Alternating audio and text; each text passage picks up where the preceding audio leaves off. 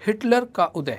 बच्चों, सबसे क्रूर तानाशाह के नाम से मशहूर एडोल्फ हिटलर का जन्म 20 अप्रैल 1899 में हुआ था।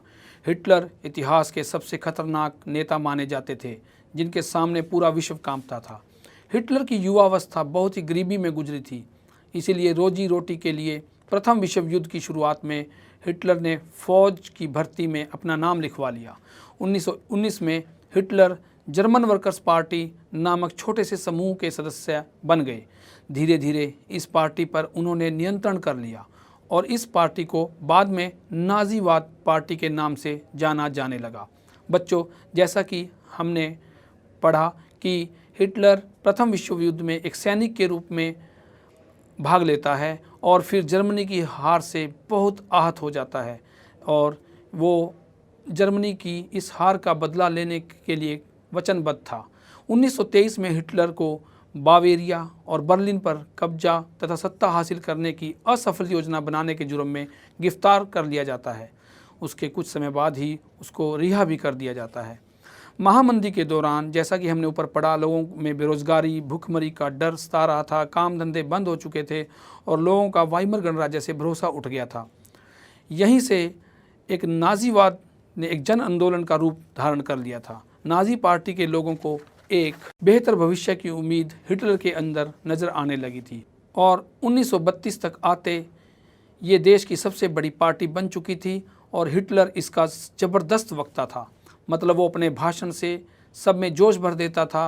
वो नौजवानों को बेहतर भविष्य और जर्मनी को ताकतवर बनाने का आश्वासन देता था। अपना और अपनी पार्टी का शक्ति प्रदर्शन करना उसकी राजनीतिक चालों में से एक था। इसका मतलब यह था कि वो लोगों को अपनी तरफ आकर्षित कर रहा था, उनको भरोसा दिला रहा था। नाजियों ने अपने प्रचार के जरिए लोगों के सामने हिटलर को एक मसीहा और रक्षक बना दिया था, जैसे उसका जन्म जनता को तबाही से बचाने के लिए ही हुआ हो। लोकतंत्र का ध्वंस। देखिए बच्चों, 30 जनवरी 1933 को राष्ट्रपति हिंडनबर्ग के न्योते पर हिटलर ने चांसलर का पद भार संभाला। सत्ता हासिल होने के बाद हिटलर ने कम्युनिस्टों के साथ कुल 52 किस्म के लोगों को अपने दमन का निशाना बनाया। मतलब उनको बर्बाद करने की उसने ठान ली थी। उसने लोगों से अभिव्यक्ति, प्रेस एवं सभा करने की आज़ादी जैसे नागरिक अधिकारों को हमेशा के लिए निलंबित मतलब ख़त्म कर दिया था। 3 मार्च 1933 को विशेषाधिकार अधिनियम यानी अनेबलिंग एक्ट के जरिए जर्मनी को बाकायदा तानाशाही पूरे समाज की व्यवस्था और नियंत्रण नाजियों ने अपने हाथों में ले ली थी। विशेष निगरानी और सुरक्षा दस्ते गठित कर दिए गए थे, जिसकी वजह से नाजी राज्य को खूंखार राज्य की छवि प्राप्त हुई, जो किसी को भी बिना कार्रवाई के देश निकाल सकता था, गिरफ्तार कर सकता था या फिर यातना गृहों में भेज सकता था। पुनर्निर्माण। अर्थव्यवस्था को ठीक करने के लिए हिटलर ने अर्थशास्त्री हशलमार शाक्स को जिम्मेदारी सौंपी। ये अपने समय के बहुत बड़े अर्थशास्त्री थे, जिन्होंने मशहूर सुपर जर्मन हाईवे, जनता की कार फॉक्सवैगन जैसी सफल परियोजनाओं को लागू किया और सरकारी पैसे से चलाए जाने वाले रोजगार संवर्धन कार्यक्रम के जरिए 100% रोजगार का लक्ष्य रखा।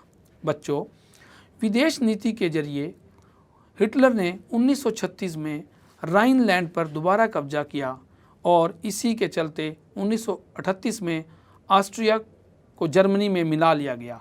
ये वही क्षेत्र थे जो वर्साई की संधि के तहत जर्मनी से प्रथम विश्व युद्ध के बाद मित्र राष्ट्रों ने छीन लिए थे। हिटलर इन सब को दोबारा प्राप्त करना चाहता था और इसी मंशा से अब वो आगे बढ़ रहा था। इसी तरह उसे घरेलू और विदेशी मोर्चों पर बहुत सारी कामयाबियां मिलने लगी। हिटलर यहीं नहीं रुका।